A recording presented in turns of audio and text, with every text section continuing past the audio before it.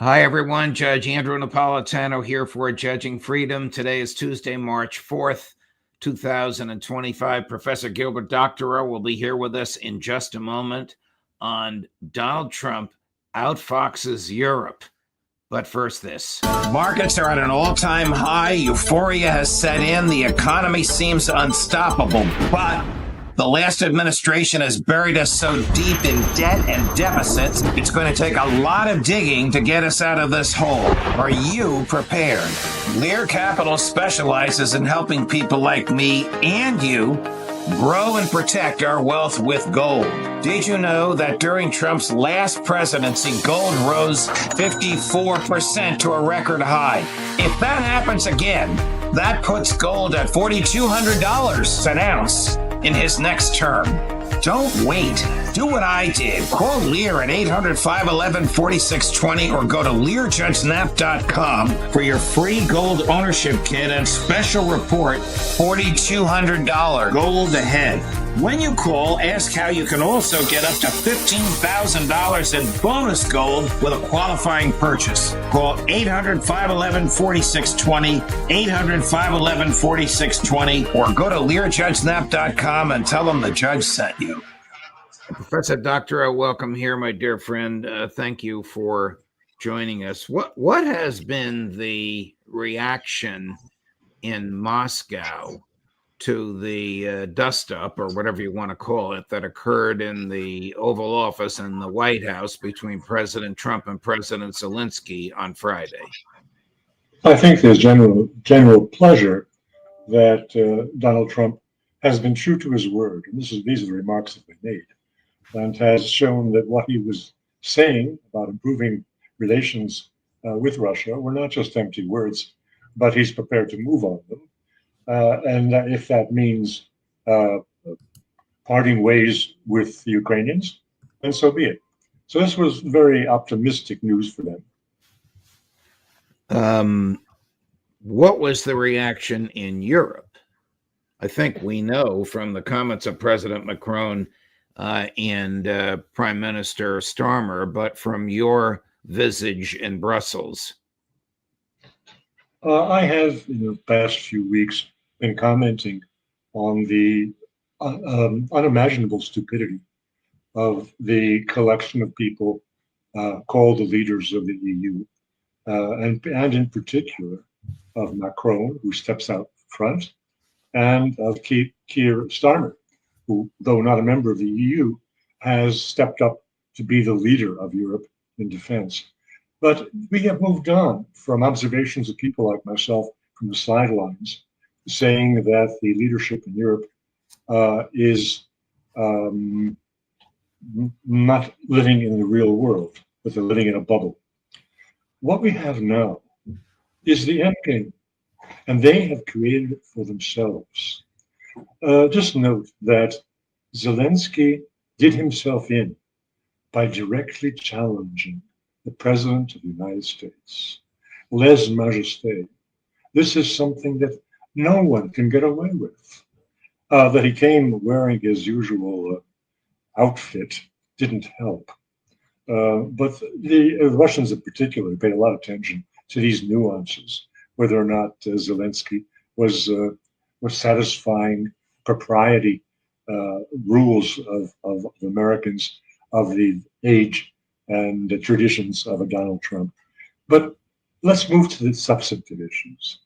What they have just done in Europe on Sunday in a meeting with Starmer was to repeat the disastrous mistake of Zelenskyy and to directly challenge the President of the United States as if they didn't hear him say that he is not prepared to give a backup security guarantee to Ukraine. He said that in plain language. And Keir Starmer pretending he didn't.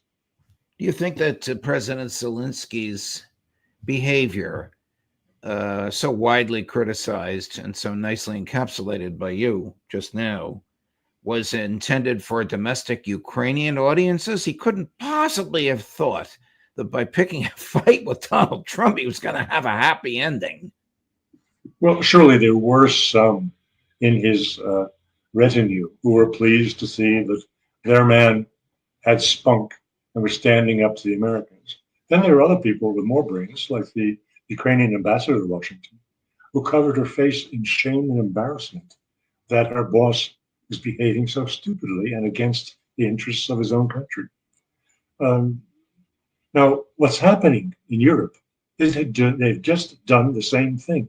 And in case we had doubts about it, today's news in the Financial Times and elsewhere informs us that Macron has taken the initiative to seize the threatening to seize the $200 billion in Russian assets that are frozen in Europe, in case the ceasefire is violated by the Russians. There are a couple of problems with this. First, there is no ceasefire, and there will be no ceasefire, because again, Macron and Starmer are not listening.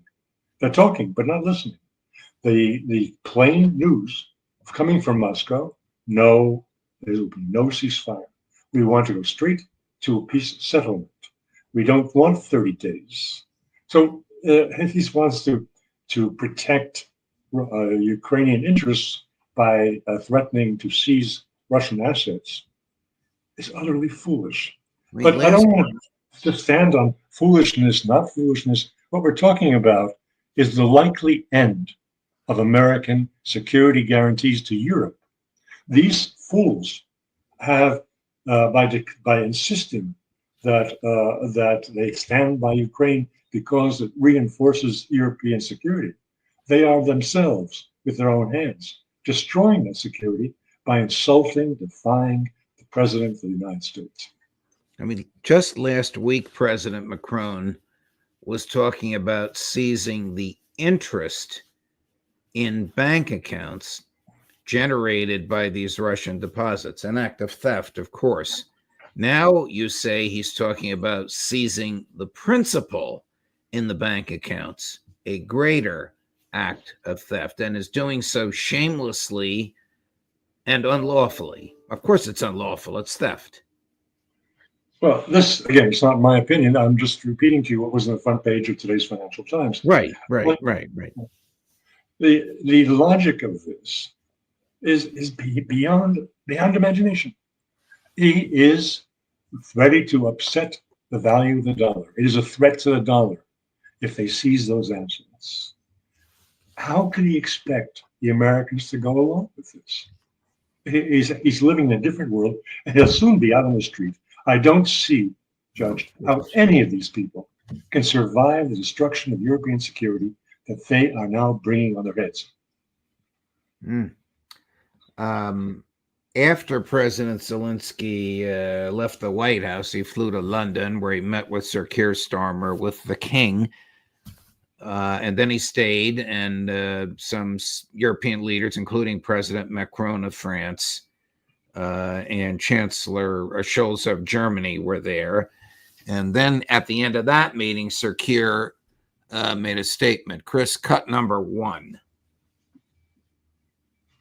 Our starting point must be to put Ukraine in the strongest possible position now, so that they can negotiate from a position of strength. And we are doubling down in our support. Yesterday evening, the UK signed a £2.2 billion loan to provide more military aid to Ukraine, backed not by the British taxpayer, but by the profits from frozen Russian assets. And today I'm announcing a new deal, which allows Ukraine to use £1.6 billion of UK export finance to buy more than 5,000 air defence missiles, which will be made in Belfast, creating jobs in our brilliant defence sector. This will be vital for protecting critical infrastructure now and strengthening Ukraine in securing the peace when it comes. This is really hogwash, is it not? I mean, if they were to make these missiles, they wouldn't be ready until 2030. It's inconceivable the war will still be being fought then. It was he who claimed, as well as President Macron, that they would seize the interest on the frozen Russian assets. Take it from there, please, Professor. How was that statement that Sir Keir made viewed by the Kremlin. Well, again, I think with great amusement, because they're aware, as I just said, that these people are self-destructing. If we heard, when you listen to what Keir Starmer is saying, he would be perfectly cast for a film about World War I. It was people like this, so utterly blind, who brought the whole world, brought Europe into its civil war that destroyed a whole generation of young people. This is the type of fool. But again, my opinion is not what is valuable.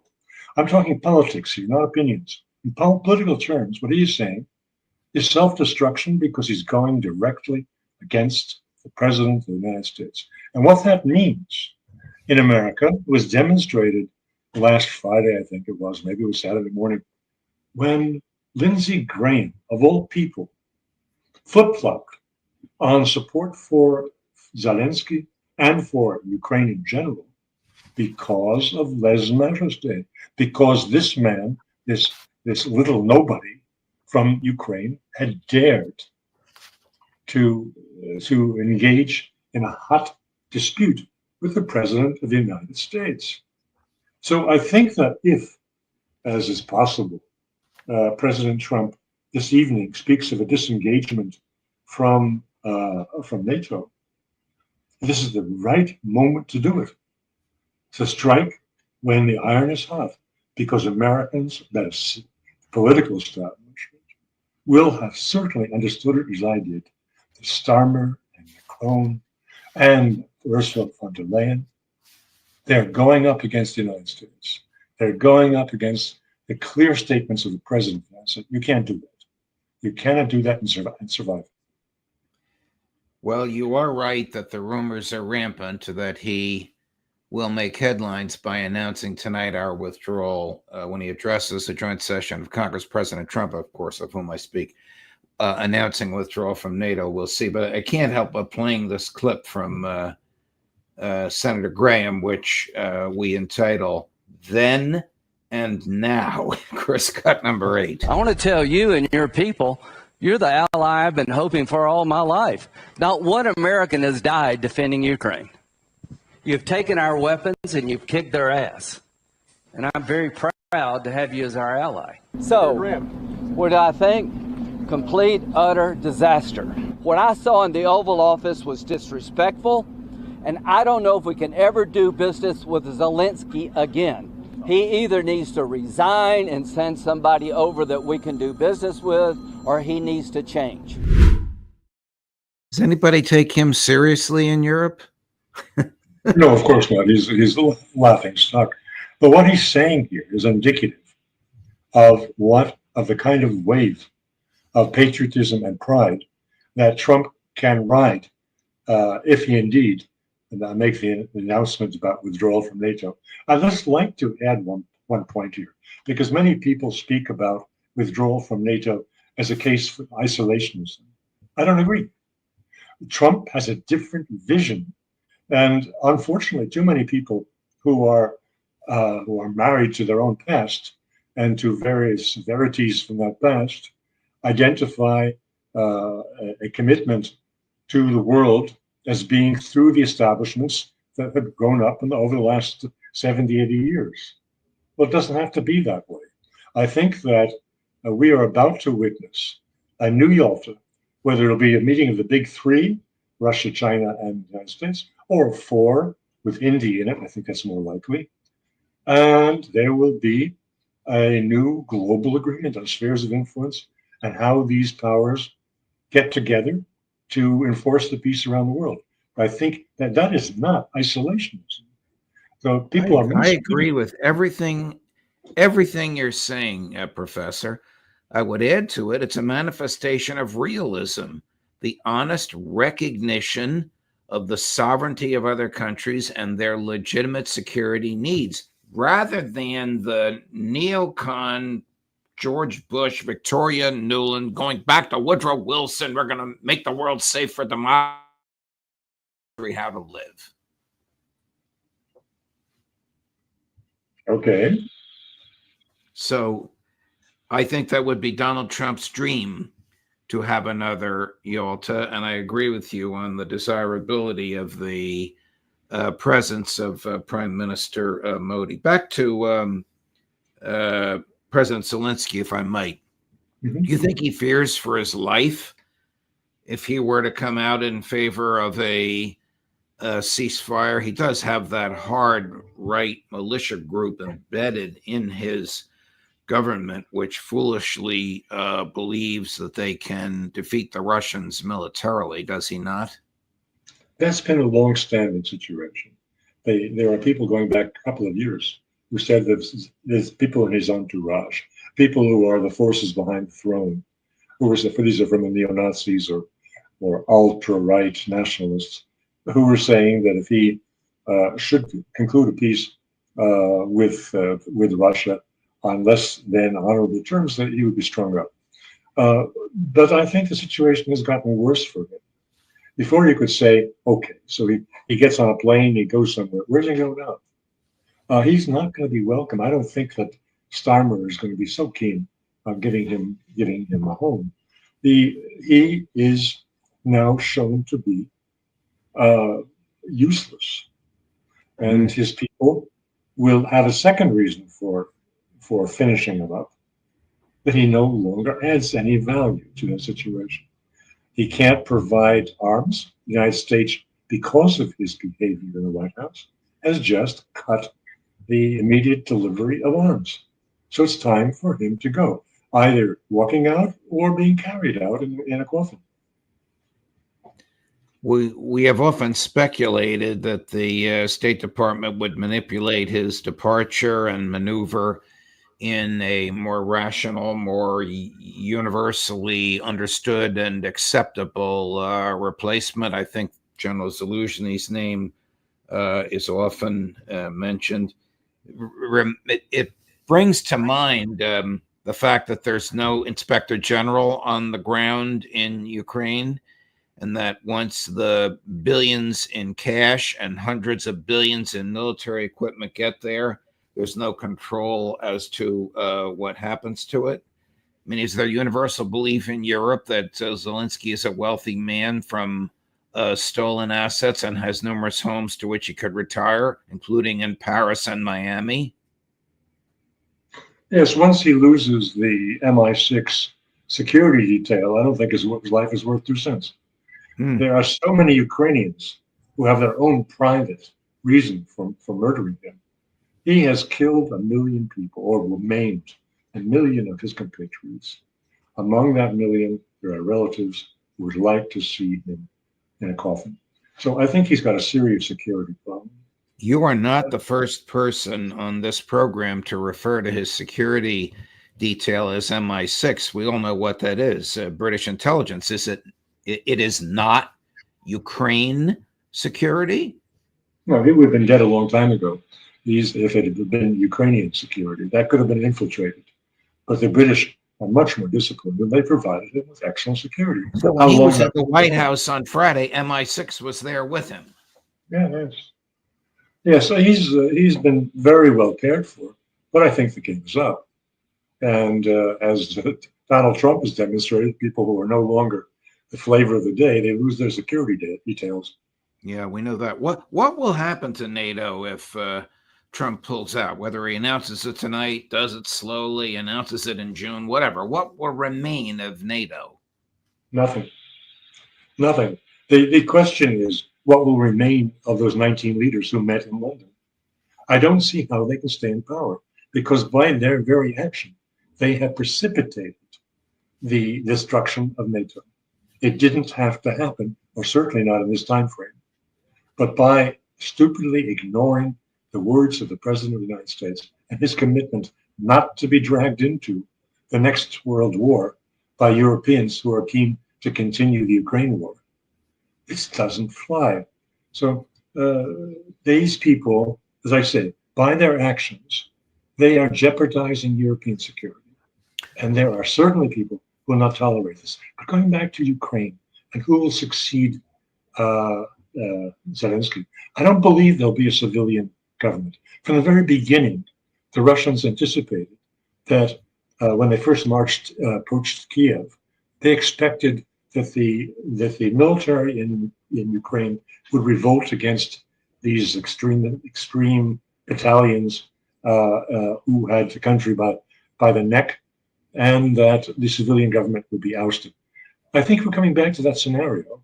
You mentioned Zelenskyy. Zelenskyy has just been dismissed by Zelenskyy as the ambassador in the UK for obvious reasons, because he certainly must be colluding with the Brits on replacing Zelenskyy with himself.